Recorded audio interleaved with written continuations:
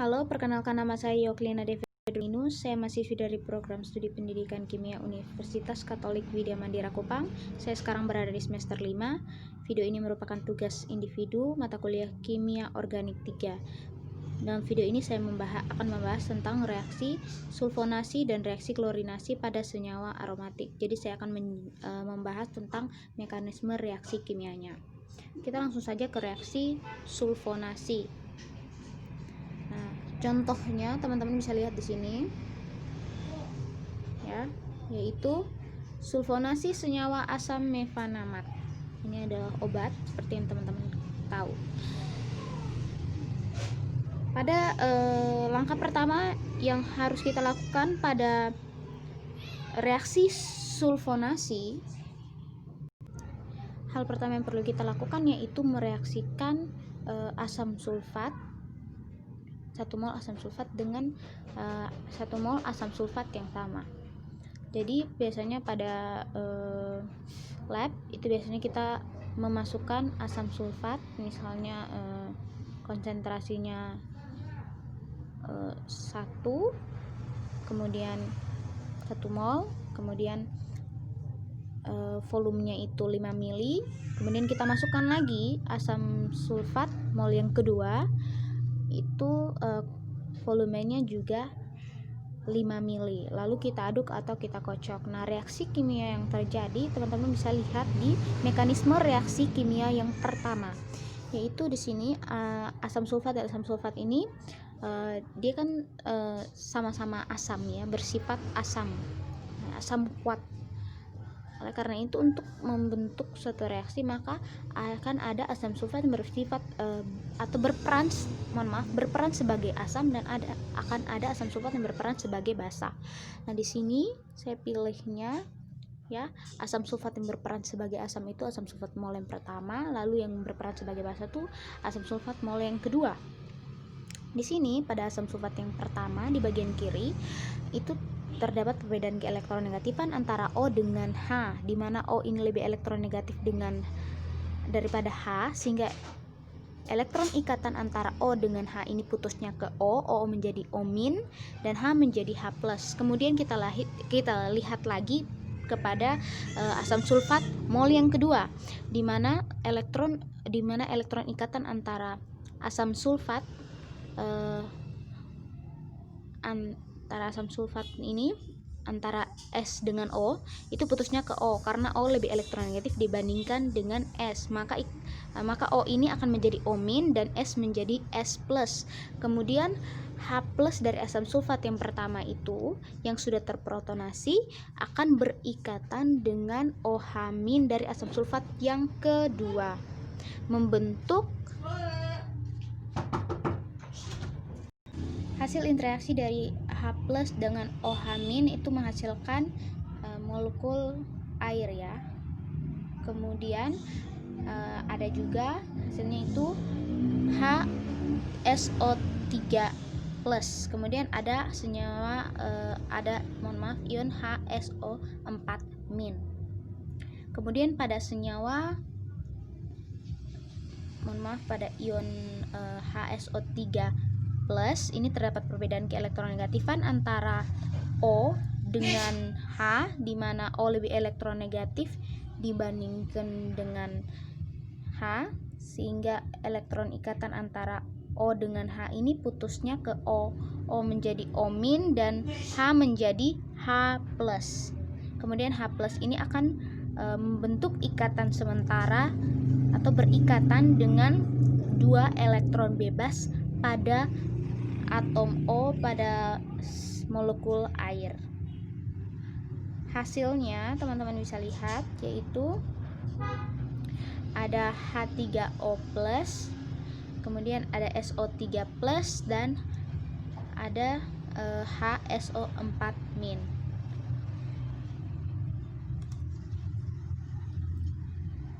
Setelah mendapatkan gugus elektrofiliknya, yaitu di sini adalah SO3+, kemudian kita reaksikan dengan senyawa aromatik. Nah, senyawa aromatik ya. Hal pertama yang perlu kita lakukan adalah menganalisis apakah senyawa yang kita reaksikan ini adalah senyawa termaksud dalam senyawa aromatik. Nah, senyawa yang saya gunakan ini adalah asam mefanamat.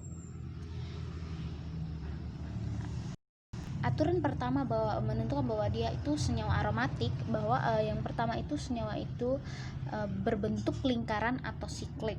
Nah, di sini benar ya, berbentuk lingkaran ya atau siklik. Oke, dia sudah memenuhi syarat yang pertama. Kemudian jumlah elektron pi-nya. Nah, jumlah elektron pi-nya di sini itu ada 6 pada masing-masing lingkar senyawa lingkar ini. Dia ada 6 elektron pi. Maka dia termasuk dalam senyawa aromatik. Dia sudah memenuhi syarat yang kedua. Kemudian jika kita gunakan konfigurasi molekul elektron, maka dia mempunyai kedua senyawa lingkar ini dia mempunyai satu orbital yang kosong, sehingga karena dia sudah memenuhi 3 aturan ini, maka kita dapat menyimpulkan bahwa asam mefanamat ini termasuk dalam senyawa aromatik. Kemudian hal yang perlu kita lakukan selanjutnya yaitu kita perlu untuk menganalisis bagian C mana yang akan diserang oleh gugus elektrofilik dari SO3+. Ini sebelumnya kita tentukan dulu gugus-gugus yang menjadi gugus pendeaktif dan gugus pengaktif. Di sini untuk gugus CH3. Nah, gugus CH3 ini termasuk dalam gugus pengaktif, sehingga elektron ikatan itu cenderung ke dalam lingkar aromatik. Kemudian gugus NH. Nah, gugus NH ini termasuk dalam pengaktif kuat, sehingga elektronnya ini cenderungnya ke lingkar aromatik, ke dalam lingkar aromatik. Kemudian pada ini lingkar aromatik yang paling bagian kanan ini dia untuk COOH ini dia termasuk dalam gugus pendeaktif, maka elektron ikatannya itu cenderung keluar dari lingkar aromatiknya. Kita kan sudah menentukan mana yang pendeaktif dan pengaktifnya. Nah, kita lihat ya, di sini saya sudah beri nomor pada C nomor 1, C nomor 2 kita bahas dulu pada lingkar aromatik yang bagian kiri. Ini ada C nomor 1, C nomor 2, C nomor 3, kemudian ada C nomor 4, C nomor 5, dan C nomor 6. Nah, pada C nomor 1 ini dia berikatan dengan gugus CH3, di mana gugus CH3 ini kan termasuk gugus pengaktif sedang. Sehingga karena dia termasuk dalam gugus pengaktif sedang, sehingga elektron ikatan antara CH3 dengan C nomor 1 ini dia cenderungnya ke C nomor 1, sehingga C nomor 1 ini menjadi parsial positif dan CH3 menjadi parsial positif. C nomor 1 menjadi parsial negatif ya teman-teman. Nah, karena parsial positif dari C nomor 1 ini akan terpolarisasi ke C nomor 2 dan C nomor 6 atau posisi orto dari C nomor 1, sehingga C nomor 6 dan C nomor 2 ini menjadi parsial negatif. Kemudian ini rotasi orbitalnya juga itu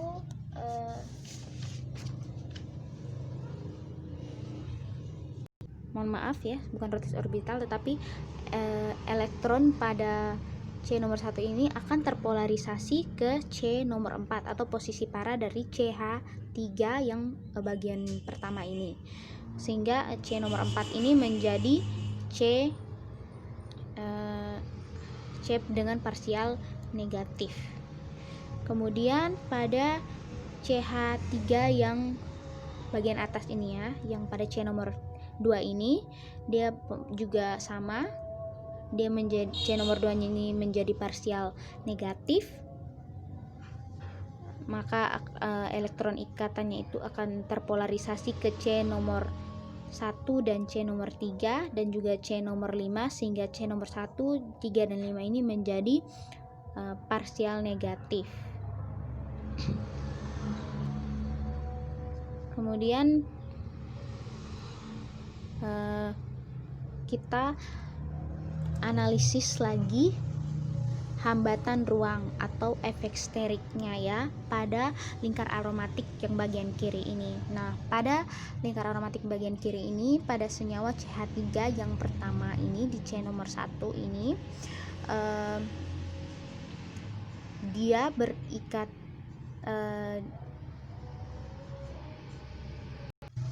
dengan CH3. Kemudian C nomor 2 ini kan berikatan dengan CH3 juga. Kemudian C nomor 3 dia berikatan dengan NH plus NH.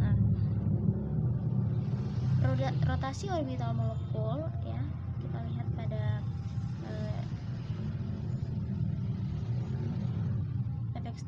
efek sterik pada kedua atom CH3 ini. Rotasi orbital molekul pada CH3 ini akan mempengaruhi sebagian atau menutupi sebagian atom C nomor 4. Juga akan menghambat ruang atom C nomor 6 dan C nomor 1. Ini pada CH3 yang bagian pertama ya. Jadi rotasi orbitalnya ini akan menutupi sebagian C nomor 4, juga pada C nomor 6 dan C nomor 2. Kemudian pada CH3 yang kedua ini dia akan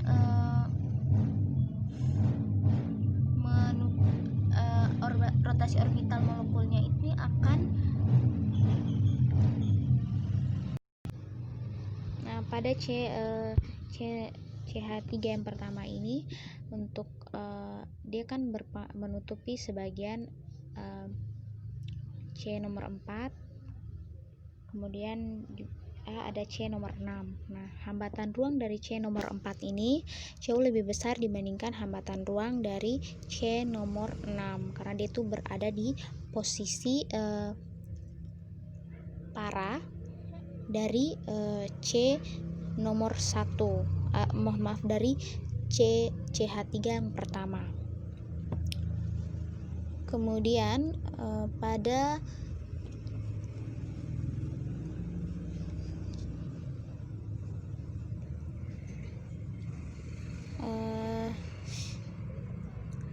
CH3 yang kedua ini rotasi orbital molekul pada CH3 nomor 2 ini akan menutupi sebagian C nomor 5 dan C nomor 3. Tetapi peluang paling besar untuk interaksi antara CC ini dengan SO4 SO3 plus atau elektrofiliknya ini itu terdapat pada C nomor 4 dan C nomor 6. Kemudian kita lihat lagi pada gugus NH3. Rotasi orbital molekul pada NH3 ini akan mempengaruhi bukan sebagian lagi, tapi dia menutupi seluruh C6, posisi para dari NH, sehingga interaksi elektron yang paling besar itu terjadi pada C nomor 5. Kemudian kita lanjut lagi kepada lingkar aromatik bagian kanan. Nah, di sini kan hanya berikatan dengan 2 gugus saja, yaitu gugus NH OOH, dimana kita lihat lagi, di sini saya sudah berikan penomorannya. Ada C nomor 1 itu yang berikatan dengan NH, C nomor 2 itu berikatan dengan COOH, kemudian C nomor 3, C4, C5 dan C6. Kemudian kita lihat pada senyawa C nomor 1 yang berikatan dengan NH ya. Nah, gugus NH ini termasuk dalam pengaktif kuat, sehingga elektron ikatan antara NH dengan C ini putusnya ke N atau cenderungnya keluar dari lingkar aromatik, sehingga mohon maaf ya, dia masuk ke lingkar aromatik, sehingga ikatan antara C dengan NH ini kan cenderung ke lingkar aromatik, sehingga lingkar aromatik ini menjadi parsial negatif dan N ini menjadi parsial positif. Kemudian pada gugus COH, dia termasuk gugus pendeaktif, sehingga elektron ikatan antara C dengan C ini dia akan cenderungnya keluar dari lingkar aromatik, sehingga C nomor 2 ini menjadi parsial positif. Nah, karena C nomor 2 ini menjadi parsial positif, maka dia akan mempengaruhi ikatan antara C nomor 2 dengan C nomor 3, kemudian C nomor 2 dan C nomor 1, sehingga C nomor 1 dan C nomor 3 ini menjadi parsial positif. Kemudian juga mempengaruhi posisi para dari COOH, sehingga itu di C nomor 5, sehingga C nomor 5 ini menjadi parsial positif. Kemudian pada gugus NH, dia merupakan gugus pengaktif kuat, jadi sehingga menyebabkan C nomor 1 menjadi parsial negatif, kemudian menyebabkan posisi para dari NH ini menjadi, yaitu C nomor 4 ini menjadi parsial negatif, dan juga C nomor 6 ini menjadi parsial negatif juga. Nah, karena C nomor 3 dan C nomor 5 ini menjadi parsial positif, maka dia kemungkinannya itu tidak ada untuk berinteraksi lagi dengan gugus elektrofilik.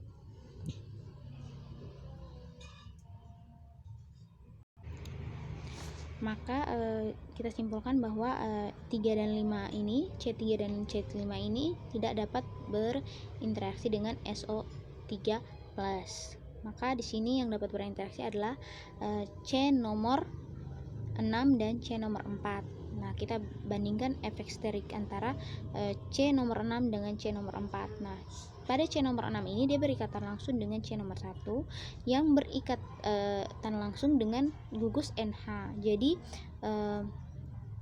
rotasi orbital molekulnya ini dari NH akan berpengaruh atau menutupi C nomor 6, sehingga hambatan ruang dari C nomor 6 itu besar. Kita lihat lagi pada C nomor 4. Nah, C nomor 4 ini kan posisinya para. Jadi dia hambatan ruangnya itu jauh lebih kecil dibandingkan dengan C nomor 6, sehingga C nomor 4 ini interaksi elektrofiliknya itu jauh lebih besar dibandingkan dengan C nomor 6. Nah, untuk reaksi kali ini ya, saya memilih elektrofiliknya ini berinteraksi dengan senyawa lingkar aromatik yang bagian kanan. Ini teman-teman bisa lihat di reaksi selanjutnya, mekanisme reaksi yang selanjutnya. Di sini C nomor 4. Mohon maaf ya, kita kembali lagi ke mekanisme reaksi sebelumnya. Di sini saya tidak tuliskan. Lalu karena C nomor 4 ini dia untuk interaksi dengan elektrofiliknya itu lebih besar dan hasilnya pasti lebih banyak, maka dia kan parsial negatif, maka dia akan berikatan sementara dengan SO3+. Kemudian ini hasilnya teman-teman. Nah, karena parsial negatif dari C nomor 4 ini akan mempengaruhi ikatannya dengan ikatan pi-nya dengan C nomor 5, sehingga ikatan pi antara C nomor 5 dengan 4 ini putusnya ke C nomor 4. C nomor 4 ini menjadi min, kemudian C nomor 5 menjadi positif. Kemudian min pada C nomor 4 ini akan berinteraksi dan membentuk ikatan dengan SO3+. Hasilnya ini teman-teman. Pada tahap ini, setelah tahap yang kedua ini, pada tahap ketiga itu akan terjadi yang namanya resonansi. Tanda resonansinya ini ya teman-teman, ini tanda resonansi. Lalu kita lihat ya, pada senyawa lingkar aromatik yang bagian kanan. Nah, ini plus dari C nomor 5 tadi akan mempengaruhi ikatannya dengan C nomor 6, sehingga ikatan antara C nomor 6 dengan C nomor 5 ini cenderungnya ke C nomor 6. Ke C nomor 5. C nomor 5 ini menjadi parsial positif, kemudian C nomor 6 menjadi C nomor 6 ini menjadi parsial positif, dan parsial positif dari C nomor 5 ini berkurang. Kemudian parsial positif dari C nomor 6 ini akan mempengaruhi ikatan pi antara C nomor 6 dengan C nomor 1, sehingga ikatan pi antara C nomor 6 dan C nomor 1 itu putusnya ke C nomor 6. C nomor 6 menjadi C min, C nomor 1 menjadi C plus. C min pada C nomor 5 ini akan berikatan, membentuk ikatan pi baru dengan C nomor 5 ya. Ini hasilnya C nomor 5, ini hasilnya. Kemudian C plus pada C nomor 1 ini akan mempengaruhi ikatannya dengan C nomor 2. Lalu ikatan antara C nomor 2 dan C nomor 1 ini cenderungnya ke C nomor 1. C nomor 1 menjadi berkurang parsial positifnya.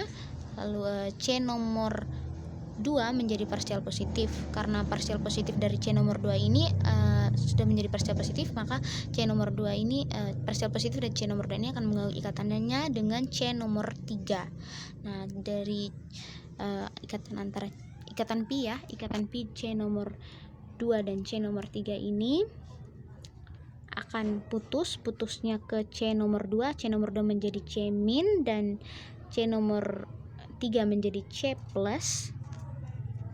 Maaf ya kalau gambarnya kurang jelas.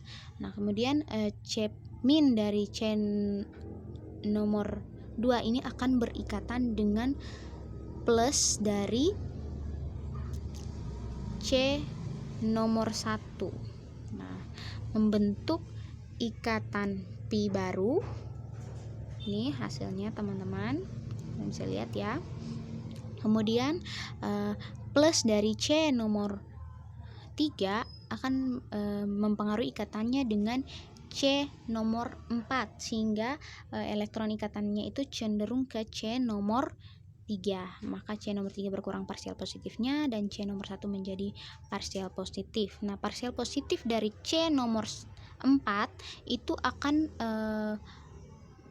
mempengaruhi ikatannya dengan C nomor berapa ya tadi?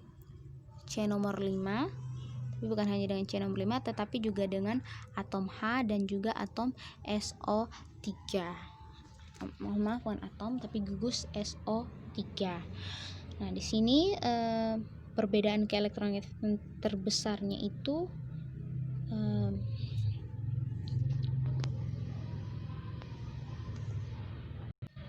terdapat pada ikatan C nomor 4 dengan atom H, sehingga ikatan antara C dengan atom H, C nomor 4 dengan atom H ini putusnya ke C. C menjadi C- dan H menjadi H+.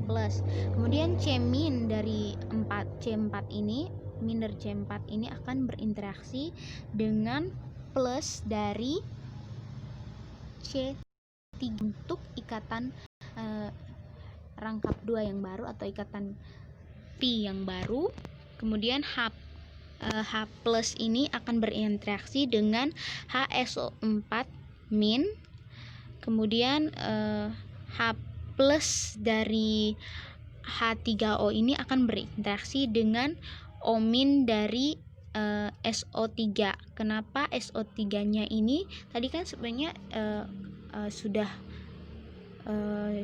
SO3-nya kan plusnya sudah berinteraksi dengan atom C ya pada C nomor 4. Kenapa masih ada ion negatifnya ya? Di sini teman-teman lihat ya bahwa sebenarnya SO3 ini sebenarnya salah satu atom O-nya itu ada yang bermuatan negatif, tetapi kita lebih kenal dengan nama ionnya itu adalah SO3+. Nah, di sini S+ yang tadi berikatan dengan C itu kan adalah plus dari S. Nah, masih ada sisa min dari salah satu atom O yang berikatan dengan atom S.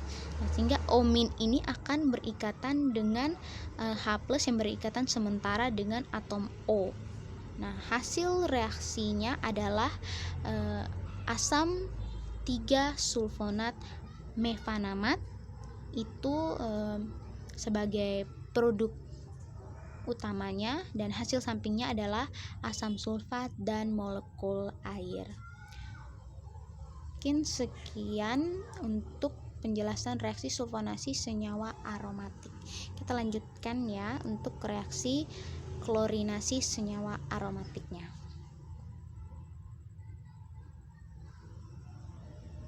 Reaksi klorinasi senyawa aromatik.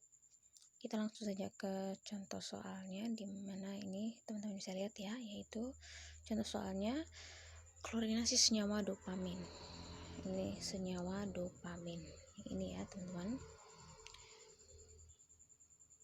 Pada reaksi klorinasi itu biasanya kita mereaksikan gas Cl2. Misalnya dengan bantuan suhu,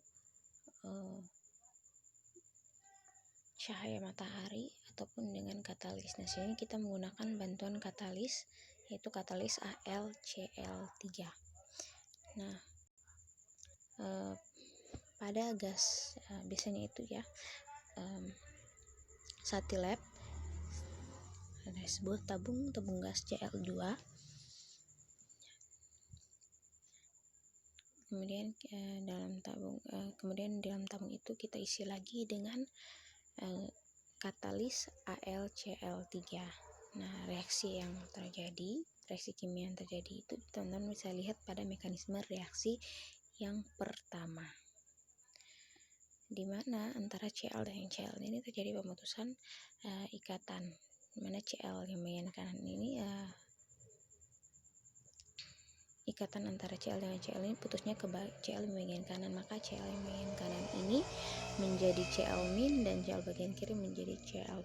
Kemudian pada katalis AlCl3, nah seperti kita ketahui bahwa Cl dengan Al ini Cl lebih elektronegatif dibandingkan Al, sehingga ikatan antara Cl dengan Al ini cenderung bukan putus, cenderung ke Cl, maka Cl ini menjadi parsial negatif dan Al menjadi parsial positif.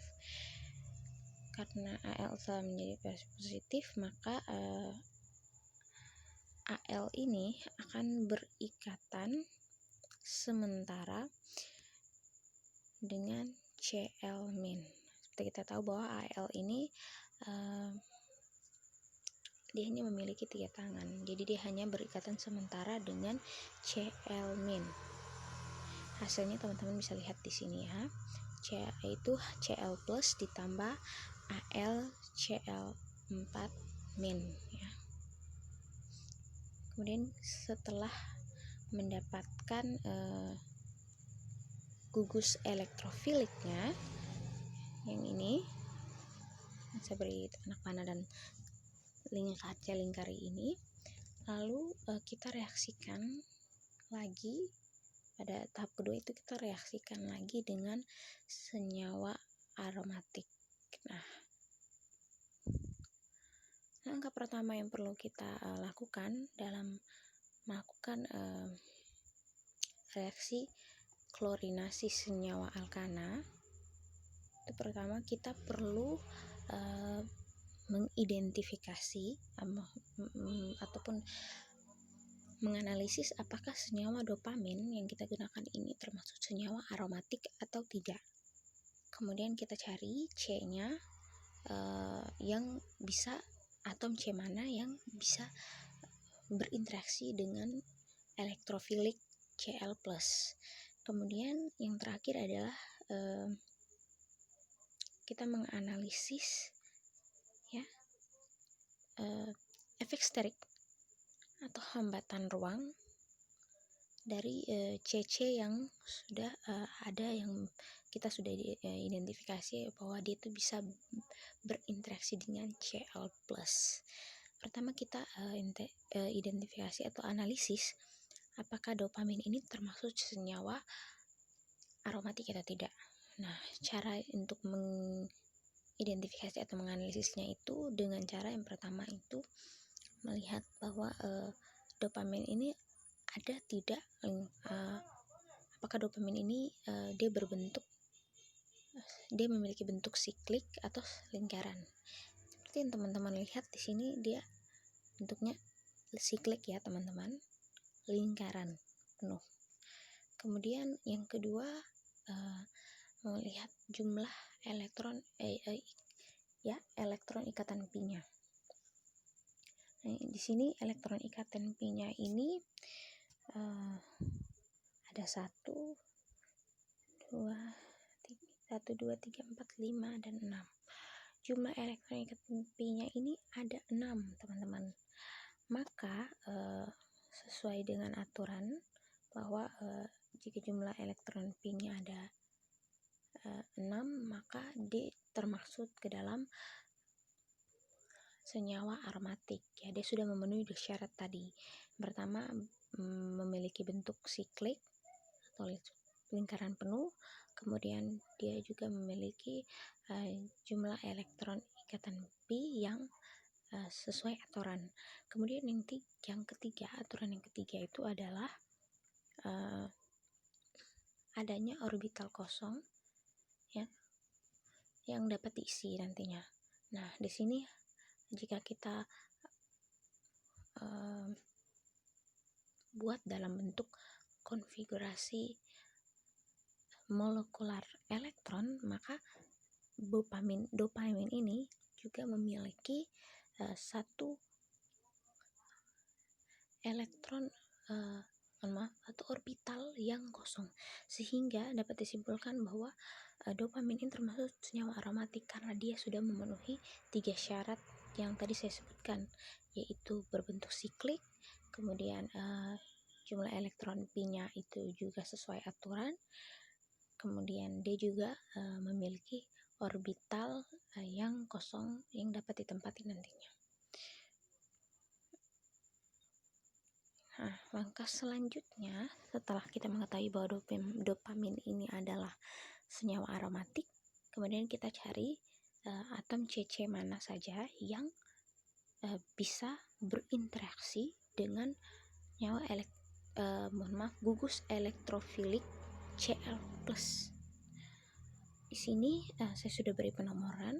Ini ada C nomor 1, 2, 3, 4, 5 dan 6. Ada C nomor 1. Nah, C nomor 1 ini dia berikatan dengan OH. Begitupun dengan C nomor 2. Nah, kita lihat dulu pada C nomor 1. Nah, C nomor 1 ini kan berikatan dengan OH. Nah, pada OH ini dia tidak hanya memiliki elektron ikatan, tetapi dia juga memiliki elektron bebas. Elektron bebasnya itu ada 4. Nah, kekuatan tolakan dari elektron bebas dan elektron ikatan dari O itu jauh lebih kuat dibandingkan gaya tarik dari dari C nomor 1 kepada atom O, sehingga ikatan antara O dengan C nomor 1 ini cenderungnya ke C nomor 1, sehingga C nomor 1 ini menjadi parsial negatif dan O menjadi parsial positif. Parsial negatif dari C nomor 1 ini akan membuat akan terpolarisasi ke C nomor 2 dan C nomor 6 ya. Dimana C nomor 6 ini karena dari elektron ikatan antara C nomor 1 dan C nomor 6 ini, C nomor 1 elektron ikatan dari C nomor 1 ini terpolarisasi ke C nomor 6, maka C nomor 6 juga menjadi parsial negatif. Kemudian juga sama halnya dengan C nomor 2. Kemudian parsial negatif dari C nomor 1 ini akan mempengaruhi posisi para dari OH, yaitu pada C yang nomor 4, di mana C nomor 4 di mana C nomor 1 ya, elektronnya akan terpolarisasi ke C nomor 4, sehingga C nomor 4 juga menjadi parsial negatif. Kita lihat lagi pada atom C nomor pada gugus C nomor 2, di mana C nomor 2 ini berikatan dengan OH. Penjelasannya sama seperti tadi, karena elektron ikatan dan elektron bebas pada atom O ini gaya tolaknya lebih kuat dibandingkan gaya tarik atom C nomor 2 ke atom O, maka elektron ikatan antara O dengan C ini cenderungnya ke C nomor 2, maka C nomor 2 menjadi parsial negatif. Nah, dia semakin parsial negatif ya. Lalu C nomor 2 ini ya, karena dia sudah parsial negatif, akan mempengaruhi ikatannya dengan C nomor 1, C nomor 3 dan posisi para ya, posisi para dari C nomor 2, dimana elektron dari C nomor 2 ini akan terpolarisasi ke C nomor 3, C nomor 1 dan posisi para yaitu C nomor 5, sehingga C nomor 1, 3 dan 5 ini menjadi parsial negatif. Dan C nomor 1 ini semakin parsial negatif juga ya. Kemudian kita lihat lagi ya pada C nomor 4. Nah, C nomor 4 ini dia berikatan dengan senyawa etil amina. Pada senyawa pada gugus etil amina. Nah, di gugus etil amina ini ya, kita lihat bahwa gaya tolak ya, kita lihat pada gugus NH2 yang berikatan dengan CH2. Nah, ini gaya tolak elektron bebas dan elektron ikatan pada NH2 ini lebih kuat dibandingkan gaya tarik dari atom C ke atom N, sehingga elektron ikatan antara N dengan C ini cenderungnya ke atom CH2, maka CH2 ini menjadi parsial negatif. Kemudian NH2 menjadi parsial positif, lalu parsial negatif dari CH2, elektronnya akan terpolarisasi ke CH2 yang berikutnya. Lalu karena Ca2 yang berikutnya ini sudah parsial negatif, maka akan elektronnya ini akan terpolarisasi lagi ke C nomor 4. Nah, di C nomor 4 ini karena dia sudah parsial negatif, maka akan mempengaruhi ikatannya dengan C nomor 3 dan C nomor 5. Juga posisi para dari etil amina, yaitu C nomor 1, sehingga elektron daripada C nomor 4 ini akan terpolarisasi ke C nomor 3, ke C nomor 3, ke C nomor 5 dan C nomor 1 atau posisi para dari etil amina, sehingga C nomor 3 itu semakin parsial negatif, dan C nomor 5 juga begitu. C nomor 5 juga semakin parsial negatif, dan C nomor 1 ini semakin parsial negatif juga.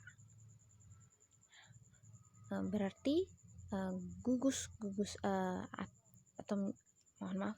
C yang di sini ya, kita ambil kesimpulan gugus C yang bisa berinteraksi dengan Cl itu adalah nomor 3, 5 dan 6. C yang ketiga, C5 dan C6. Mengapa tidak C1, C2 dan C4? Karena ini ya, kita mulai analisis efek steriknya. C1, C2 dan C4 ini dia berikatan langsung dengan ada gugus OH dan juga ada gugus etil amina, sehingga efek sterik atau hambatan ruang untuk Cl ini bisa berinteraksi dengan C1, C2 dan C4 ini semakin besar. Efek steriknya itu semakin besar, sehingga tidak mudah Cl ini berinteraksi dengan OH, C nomor 1, C nomor 2 dan C nomor 4. Maka kita bisa mengambil kesimpulan seperti yang pertama tadi, kesimpulan tadi bahwa yang bisa berinteraksi sekarang dengan Cl plus sebagai elektrofilik itu adalah C nomor 3, 5 dan 6. Nah, untuk C3, 5 dan 6 kita bandingkan dulu besar efek sterik dari C nomor 3, C nomor 5 dan C nomor 6. Pada C nomor 3, nah C nomor 3 ini dia berikatan langsung dengan C nomor 1 yang notabene-nya dia berikatan langsung dengan atom OH.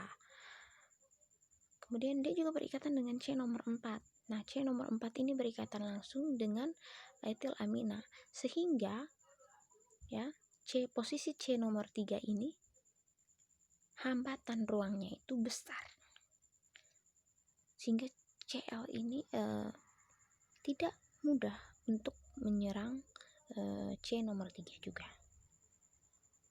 Tapi untuk C nomor 1, 2 dan 4 ini hambatan ruangnya lebih besar ya daripada C nomor 3. Kemudian pada C nomor 5. Nah, C nomor 5 ini dia berikatan langsung dengan C nomor 4, di mana C nomor 4 ini berikatan langsung dengan etil amina. Nah, sehingga efek steriknya itu besar. Kemudian dia merupakan para ya. Dia merupakan posisi para dari OH, sehingga untuk Cl berinteraksi dengan C nomor 5 ini tidak mudah. Efek steriknya lumayan besar. Ya, jadi efek steriknya lumayan besar. Kemudian pada C nomor 6.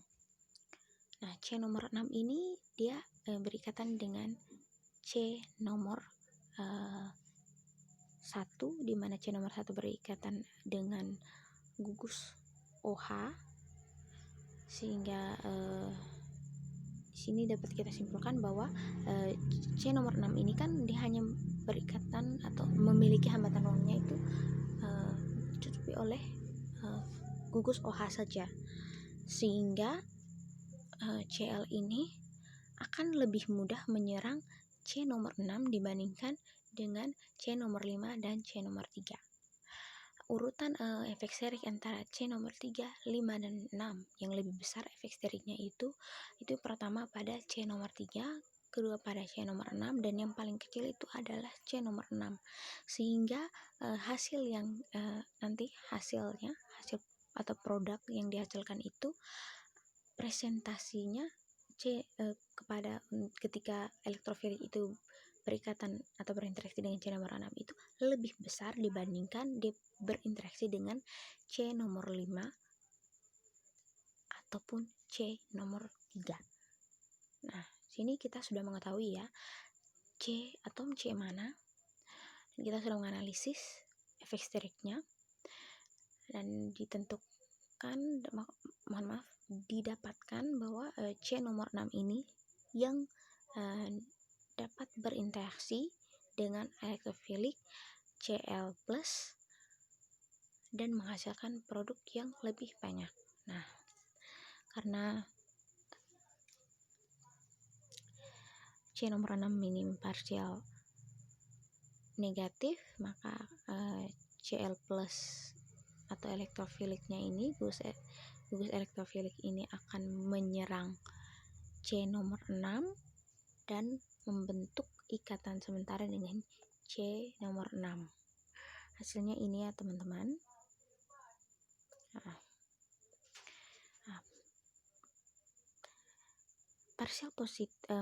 Parsial negatif dari C nomor 6 ini akan mempengaruhi ikatan pi-nya dengan C nomor 5, sehingga ikatan pi antara C nomor 6 dan C nomor 5 ini putusnya ke C nomor 6. C nomor 6 ini menjadi parsial yang tadinya parsial negatif menjadi negatif, ya, menjadi min.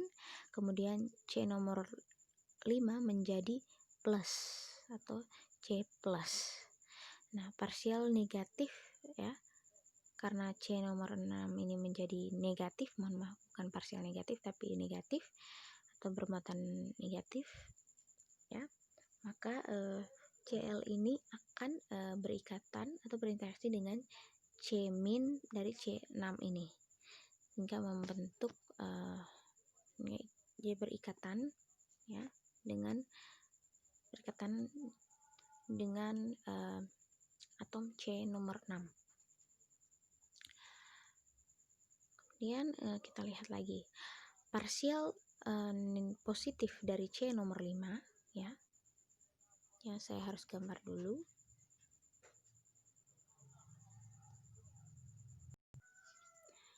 Nah, di sini kita lihat pada C nomor 5. Nah, pada C nomor 5 ini parsial positif dari C nomor 5 akan mempengaruhi ikatannya dengan C nomor 4. Sehingga C nomor 4 ini ikatan antara C nomor 5 dengan C nomor 4 itu cenderungnya ke C nomor 5. Maka C nomor 4 ini menjadi parsial positif. Kemudian parsial positif dari C nomor 4 akan mempengaruhi ikatan pi-nya dengan C nomor 3, maka ikatan pi antara C nomor 3 dan 4 ini putusnya ke C nomor 4. C nomor 4 yang tadinya parsial positif menjadi negatif dan C nomor 3 menjadi positif. Kemudian negatif dari C nomor 4 ini akan berikatan dengan plus dari C nomor 5 membentuk ikatan rangkap 2 atau membentuk ikatan pi.